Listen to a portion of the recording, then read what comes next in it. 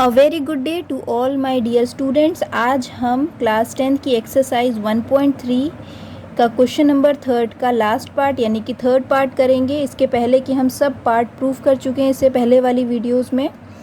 तो इसमें आपको सिद्ध करना है कि 6 + √2 एक अपरिमेय संख्या है, बिल्कुल वैसे ही जैसे हम करते आ रहे हैं। इसमें भी हम लिख देंगे कि माना इसमें हम 6 + √2 को एक परिमेय संख्या मान लेंगे और एक परिमेय संख्या को P/Q के रूप में व्यक्त किया जा सकता है, जहाँ पर P और Q दोनों पूर्णांक होंगे और Q 0 के बराबर नहीं होगा।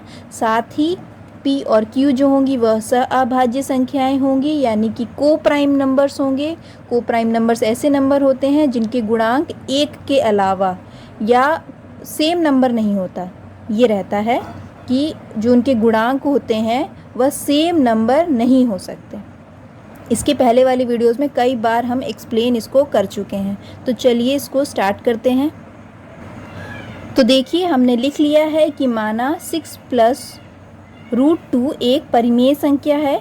हम जानते हैं कि किसी भी परिमेय संख्या को P/Q के रूप में व्यक्त किया जा सकता है, जहां P और Q पूर्णांक हैं यानी कि इंटीजर्स हैं तथा Q 0 के बराबर नहीं है, क्योंकि Q 0 के बराबर होगा तो यह संख्या क्या हो जाएगी, अनंत हो जाएगी। और साथ ही P और Q जो हैं वह सअभाज्य संख्याएं हैं, यानी कि को प्राइम नंबर्स हैं। को प्राइम नंबर्स हम बता ही चुके हैं, ऐसे नंबर जो सेम संख्या से डिवाइड नहीं होते हैं।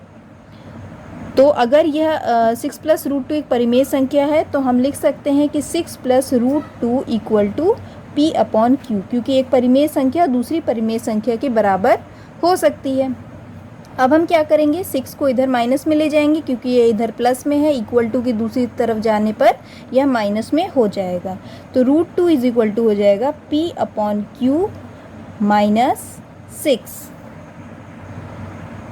अब हम ले लेंगे इसका एलसीएम, तो ये हो जाएगा √2 = P - 6Q/Q।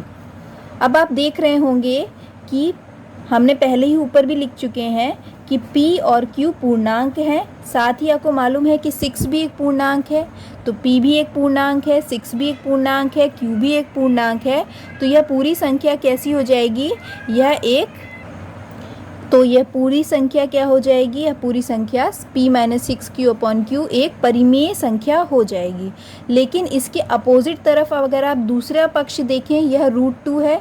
√2 क्या है, आपको मालूम ही है कि यह अपरिमेय संख्या है। लेकिन इस पूरा जो ये आपका समीकरण टाइप का बना है, इससे क्या सिद्ध हो रहा है, इससे यह सिद्ध हो रहा है कि √2 भी एक परिमेय संख्या है, क्योंकि एक परिमेय संख्या के बराबर ही एक परिमेय संख्या आ सकती है। एक परिमेय संख्या के बराबर अपरिमेय संख्या नहीं आ सकती है। लेकिन असलियत में क्या है, असलियत में तो √2 एक अपरिमेय संख्या है। तो इससे हमको एक विरोधाभासी परिणाम प्राप्त हो रहा है। और यह विरोधाभासी परिणाम क्यों प्राप्त हो रहा है, यह इसलिए प्राप्त हो रहा है क्योंकि शुरुआत में ही हम गलत कल्पना करके चले थे कि 6 + √2 एक परिमेय संख्या है। अगर हम यह कल्पना ही नहीं करते कि 6 + √2 एक परिमेय संख्या है तो हमको यह परिणाम प्राप्त नहीं होता। तो अब हम इसको लिख लेंगे। तो देखिए हमने लिख भी दिया है कि चूंकि P तथा Q पूर्णांक हैं और 6 भी पूर्णांक है, इसीलिए P - 6Q/Q ये जो है संख्या, यह एक परिमेय संख्या है। जबकि बायां पक्ष जो ये वाला पक्ष है, √2 वाला पक्ष, एक अपरिमेय संख्या है। लेकिन इस पूरे जो इक्वेशन है इससे हमें क्या प्राप्त होता है, इससे एक विरोधाभासी परिणाम प्राप्त होता है कि √2 एक परिमेय संख्या है। ऐसा विरोधाभासी परिणाम हमारी गलत कल्पना से प्राप्त हुआ है। कौन सी, जिसमें हमने माना था कि 6 √2 एक परिमेय संख्या है। अतः 6 + √2 एक अपरिमेय संख्या है, यह सिद्ध होता है।